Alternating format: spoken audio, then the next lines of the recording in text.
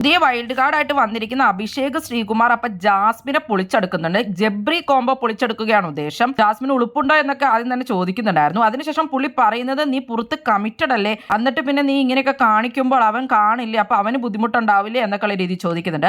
അത് മാത്രമല്ല, ഇത് കാണുന്ന അവന്റെ ഫാമിലി നിന്നെ അംഗീകരിക്കുമോ, നീ എന്താണ് ഇങ്ങനെയൊക്കെ ചെയ്യുന്നത് എന്നൊക്കെയാണ് അഭിഷേക് ചോദിക്കുന്നത്. അപ്പൊ ജാസ്മിൻ ഉരുണ്ടുകളിയാണ് അവിടെ നടത്തുന്നത്. ശരിക്കും പറഞ്ഞു കഴിഞ്ഞാൽ കമ്മിറ്റഡ് എന്ന് പറയുന്നത് എന്ത് സെൻസിലാണ് പറഞ്ഞതെന്ന് നിങ്ങൾക്ക് അറിയോ? ഞാൻ കമ്മിറ്റഡ് എന്ന് പറയുന്നത് ബിഗ് ബോസ് കഴിയുമ്പോൾ നോക്കാം അങ്ങനെയൊക്കെ എന്നുള്ള രീതിയിലാണെന്നൊക്കെ ഒരു ഉരുണ്ടുകളി ടൈപ്പിലാണ് ജാസ്മിൻ അതിന് ഉത്തരം പറയുന്നത്.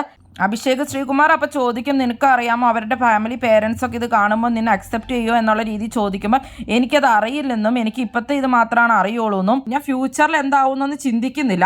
അങ്ങനെ ചിന്തിച്ചു കഴിഞ്ഞാൽ എനിക്ക് ഇവിടുത്തെ ഗെയിം കളിക്കാൻ പറ്റുന്നില്ലെന്നും ഞാൻ പ്രസന്റിൽ ഇപ്പം എന്താണെന്നുള്ള ഈ മൊമെന്റ് മാത്രമാണ് നോക്കുന്നുള്ളൂ എന്നൊക്കെയുള്ള രീതിയിലാണ്. ഫാമിലി അക്സെപ്റ്റ് ചെയ്യോ കാര്യങ്ങളോ ഒന്നും പുള്ളിക്കാരിക്ക് അറിയില്ല എന്നുള്ള രീതിയിൽ തന്നെയാണ് പുള്ളിക്കാരി അത് പറയുന്നത്. അഭിഷേക് ഒരുപാട് കാര്യങ്ങളൊക്കെ പറഞ്ഞു കൊടുക്കുന്നുണ്ടായിരുന്നു. പക്ഷേ ഇവരുടെ സൈഡ് പറയാൻ വേണ്ടി തന്നെയാണ് നോക്കിക്കൊണ്ടിരുന്നത്. അതിന്റെ ഇടയ്ക്ക് ഗബ്രി അഭിഷേകിനോട് ചോദിക്കുന്നുണ്ട്, നിനക്ക് ഗേൾഫ്രണ്ട്സ് ഇല്ലേ എന്നുള്ളതും അവർക്ക് ഉമ്മ കൊടുത്തിട്ടില്ലേ എന്നൊക്കെ ഉള്ളത്. അപ്പൊ അഭിഷേക് പറയുന്നുണ്ട്, ഞാൻ ഉമ്മ കൊടുത്തിട്ടില്ല എന്നൊക്കെ ഉള്ളത്. അതുകൊണ്ടാണ് ഇത് മനസ്സിലാവാത്ത എന്നുള്ള രീതിയിലാണ് ഗബ്രി പറയുന്നത്. കെട്ടിപ്പിടിക്കുന്നതും കൈ പിടിക്കുന്നതും ഉമ്മ കൊടുക്കുന്നതൊക്കെയാണ് കുഴപ്പം എന്നാണ് ഇവർ അഭിഷേകിനോട് ചോദിക്കുന്നത്. ഈ കോൺവെർസേഷനിൽ നിന്ന് മനസ്സിലാക്കാൻ സാധിക്കുന്നത് എന്താണെന്ന് വെച്ചാൽ, പുള്ളിക്കാരിയോട് അഭിഷേക് ശ്രീകുമാർ ഈ കാര്യത്തെപ്പറ്റി സംസാരിക്കുമ്പോൾ കമ്മിറ്റഡ് ആണെന്നുള്ളത് പുള്ളിക്കാരി പറയാൻ താല്പര്യം കാണിക്കുന്നുണ്ടായിരുന്നില്ല. പിന്നീട് പുള്ളിക്കാരനെല്ലാം അറിയാം എന്നുള്ള രീതിയിൽ സംസാരിച്ചു തുടങ്ങിയപ്പോഴാണ് പുള്ളിക്കാരി അത് അക്സെപ്റ്റ് ചെയ്യുന്നത്. അതിനുശേഷമാണ് പുള്ളിക്കാരി ഇങ്ങനെയുള്ള മറുപടിയൊക്കെ പറയുന്നത്. ഇതെല്ലാം കഴിഞ്ഞിട്ട് സായി ആയിട്ടൊരു കോൺവെർസേഷൻ ജാസ്മിൻ നടത്തുന്നുണ്ട്. ആ വീഡിയോ ഞാൻ ഓൾറെഡി അപ്ലോഡ് ചെയ്തിട്ടുണ്ട്.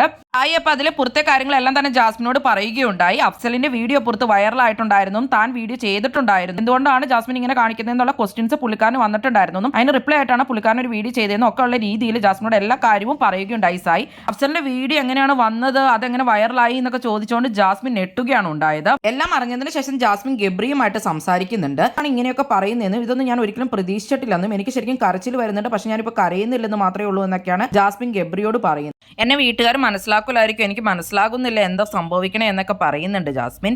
ആകെ എന്ത് ചെയ്യണമെന്ന് അറിയാതെയാണ് ജാസ്മിൻ ഇപ്പോൾ നിൽക്കുന്നത്.